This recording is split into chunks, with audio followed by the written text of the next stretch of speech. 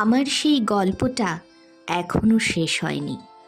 শোন, পাহাড়টা আগেই বলেছি ভালোবেসেছিল মেঘকে, আর মেঘ কিভাবে শুকনো খটখটে পাহাড়টাকে বানিয়ে তুলেছিল ২৬ বছরের ছোকরা, সে তো আগেই শুনেছ। সেদিন ছিল পাহাড়টার জন্মদিন। পাহাড় মেঘকে বললে, আজ তুমি লাল শাড়ি পরে আসবে। মেঘ পাহাড়কে বললে, আজ তোমাকে স্নান করিয়ে দেব চন্দন জলে। ভালোবাসলে নারীরা হয়ে যায় নরম নদী, পুরুষেরা জ্বলন্ত কাঠ।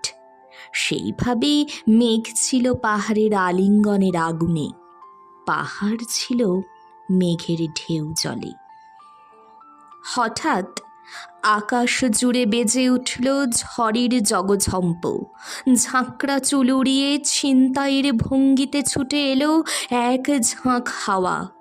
মেঘের আঁচলে টান মেরে বললে, ওঠ ছুরি, তোর বিয়ে। এখনো শেষ হয়নি গল্পটা। বজ্রের সঙ্গে মেঘের বিয়েটা হয়ে গেল ঠিকই, কিন্তু পাহাড়কে সে কোনো দিনই ভুলতে পারল না। বিশ্বাস না হয় তো চিরে দেখতে পারো পাহাড়টার হাড় পাঁজর, ভিতরে থই থই করছে শত ঝর্ণার জল।